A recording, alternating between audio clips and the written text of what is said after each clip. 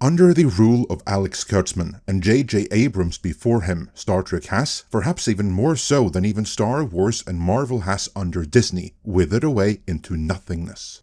Case in point, the final season of Star Trek Discovery is being broadcast right now, yet it never trends, because despite all the paid-for articles and social media bots trying to bolster it, there are hardly any viewers left. The once ever so loyal Star Trek fanbase has checked out. Longtime Star Trek fans may be asking themselves, can it possibly get any worse? The answer to that, according to what we're hearing, is yes, it can. Much worse. Let's find out how.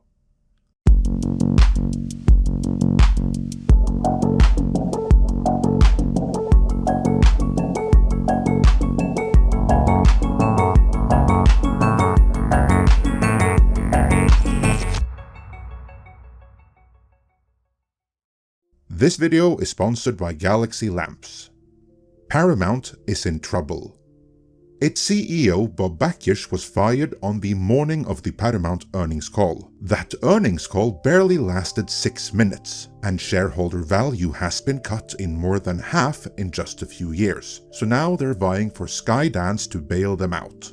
While such an acquisition is not yet a done deal, it is, at the time of making this video, getting nearer, and some have been hopeful that if it were to go through, Skydance would fix Paramount's issues, especially those pertaining to Star Trek.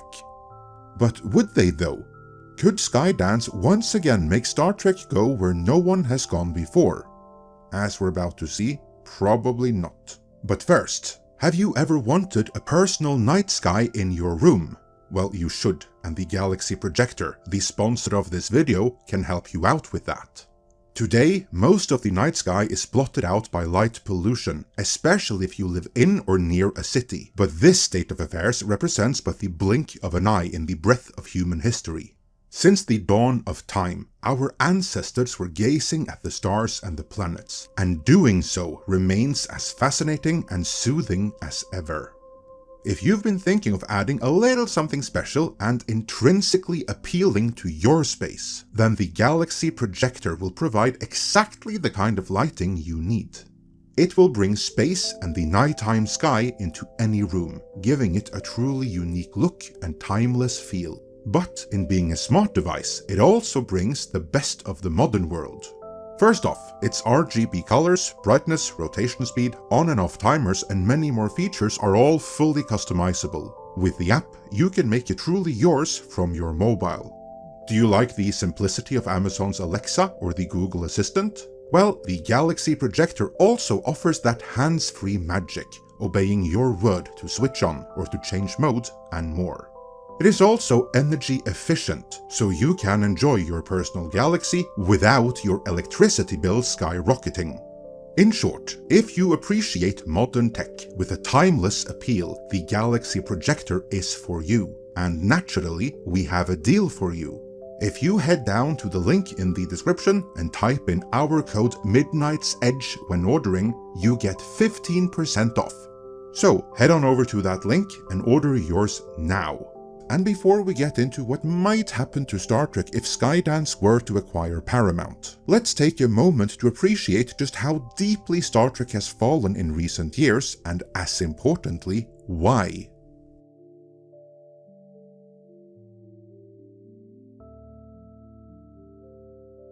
In the pantheon of entertainment franchises, Star Trek was never up there with where Star Wars and Marvel were at their respective heights. While always popular, Star Trek was, in a sense, always niche. It had a sizable audience, big enough to support a franchise of medium-level budgeted theatrical feature films, and at its height, as much as 3 separate TV series being broadcast simultaneously. The franchise was the envy of most other studios, but as always, the real money was in merchandise. Even when there were no Star Trek movies in theaters and no new Star Trek series on TV, syndication revenue and licensing fees still netted Paramount millions. Star Trek has been described as being among Paramount's crown jewels, and the franchise and its fans were, on the whole, treated right. But that was then. Now, the interest has shriveled away to the point where the release of a new season of whatever series makes zero waves. There is hardly any merchandise based on any new material because the licensees can't even give it away. And perhaps more disturbingly, even the merchandise based on classic Trek is increasingly collecting dust on shelves, because so many of the once fiercely loyal fans have simply walked away from it all. Where did it all go so horribly wrong? Well, that actually ties in with why Skydance have to bail Paramount out, so let's briefly recap that for new viewers.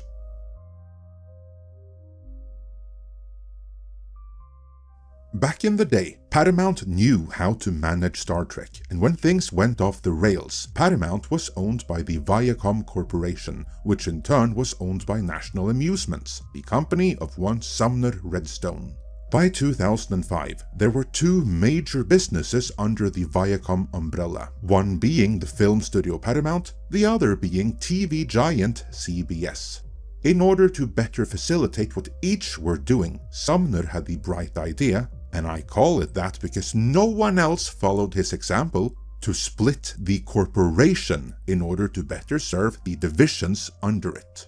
And so, the old Viacom was rebranded as CBS and tasked with serving the CBS division and CBS only, while a new corporation was created and given the now available name Viacom, and Paramount was split off and sent under this new Viacom. Alas, Star Trek, in being mostly a TV franchise, stayed with the original corporation, which now had become CBS. But the people that knew how to run Star Trek were mostly in Paramount's own TV division, a division that, in its traditional form, was no longer needed under Paramount's new structure under the new Viacom, and CBS meanwhile had their own people, meaning a lot of people in Paramount's TV division lost their job. And so, by whim of circumstance, a lot, perhaps most, of the institutional understanding and memory of the Star Trek franchise was simply let go.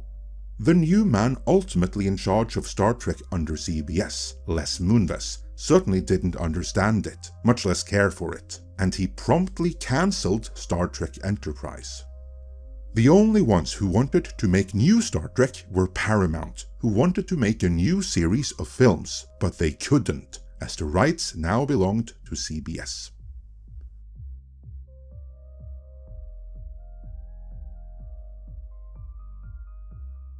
So, Paramount wanted to make Star Trek movies, but couldn't, because CBS owned the rights. Meanwhile, CBS weren't doing anything with Star Trek, but they also weren't interested in helping out Paramount, whom they saw as a corporate enemy, not without getting anything back for it at any rate. The solution then was that CBS granted Paramount the license to make their own 25% different brand of Star Trek for the big screen, in conjunction with JJ Abrams' production company Bad Robot. Here, it's also worth noting that from the sequel Star Trek Into Darkness onwards, Skydance also formally came aboard, marking their first foray into Star Trek, taking the franchise further into darkness, as it were. The Bad Robot and Skydance produced Star Trek movies were envisioned as something Star Trek had never been before, namely big budget blockbusters, which needed the kind of box office that is usually reserved for Star Wars and Marvel movies. That was their big problem right there. They wanted to make what had been relatively niche mainstream, but neither the niche nor the mainstream audience were having it. In the end, the number of moviegoers who stuck around for these new Trek movies, which had to be made for the lowest common denominator since they were so bloody expensive, were about the same number of people who went to see Star Trek movies in theaters in the 90s. But those movies only cost a fraction to make of what was spent on the newer Kelvin timeline films. That difference made especially Beyond a major flop, which continues to halt a fourth movie to this day, almost a decade later. But around this time, the streaming wars were heating up, and Les Moonves, the same man who cancelled Star Trek Enterprise, now wanted to exploit the franchise to push his streaming service, the soon-to-be ill-fated CBS All Access. But even if CBS actually owned the original Star Trek rights, due to an alleged non-compete with Paramount still being in place. CBS had to license the alternate 25% different Star Trek license back from Paramount, meaning it remained the only Star Trek in town, and making matters even worse. On his way out the door after being Me Too'd, Les Moonves gave Secret Hideout and Alex Kurtzman a 5-year mission to control all things Star Trek for CBS, which was since renewed, and allegedly even an ownership stake in the Star Trek franchise itself, which Kurtzman promptly ran into the ground in the name of DEI. Now, old-time viewers may interject, "We know all of this, what does any of it have to do with Skydance?" Well, we're getting there.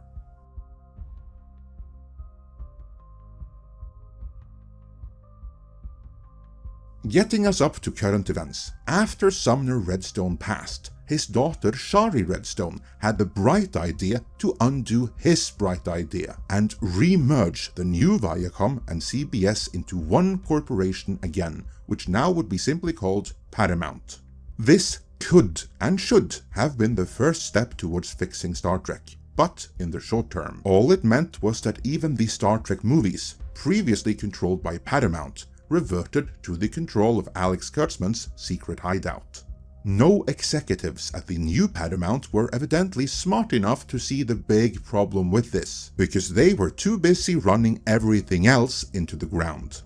Owning or having the license to properties like SpongeBob, Top Gun, Mission Impossible, The Transformers, Teenage Mutant Ninja Turtles, Beavis and Butthead, and many, many more, you'd think it wouldn't be possible to run a company like Paramount into the ground that badly, but these executives nonetheless found a way. I mean, we are talking about executives that not only let one producer develop monster trucks with his 4-year-old son, but that signed off on investing $150 million into it as well, none of which they ever saw again. So, soon enough, the value of the new Paramount, which was comprised of the CBS and the previous Paramount combined, plummeted to what each one of them had been worth before the merger, which is another way of saying the company's value has been cut in half.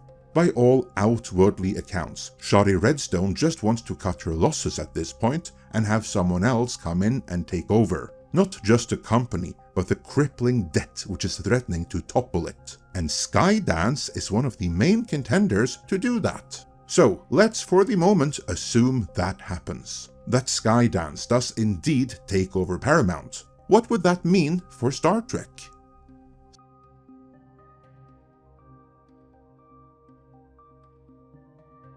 As a financier with deep ties to Paramount in particular, they have produced both audience favorites like the Coen brothers' True Grit, Top Gun Maverick, and the recent Mission Impossible movies, as well as some real stinkers like the Baywatch remake and the 2 most recent Terminator movies, to say nothing about their Star Trek output. The best thing that can be said about them is that they don't interfere much. Whoever is working on any given movie largely gets to do things their way, for better or worse. So, how Star Trek would fare under a Skydance-owned Paramount would largely be down to who would be assigned to run Star Trek for them, and on who that might be, we have heard some rumors.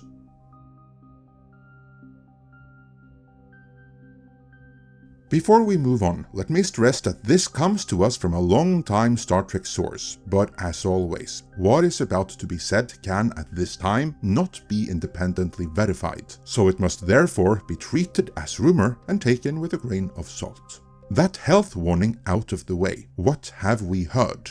Well, to begin with that, what we have heard before is that there is some level of bad blood between Skydance and Secret Hideout, reportedly because Kurtzman swiped so many of their people from the movies to work on his streaming series. But if there's any truth to that, there is evidently not sufficient bad blood to prevent any further collaboration, because according to the most recent report we've heard, if the Skydance deal does go through, Kurtzman would be renewed for another 5 years, where he would be allowed to continue to run Star Trek as he deems fit, as long as he can work with his old friend and mentor JJ Abrams, who would likely be back for Star Trek 4 as producer, if not director.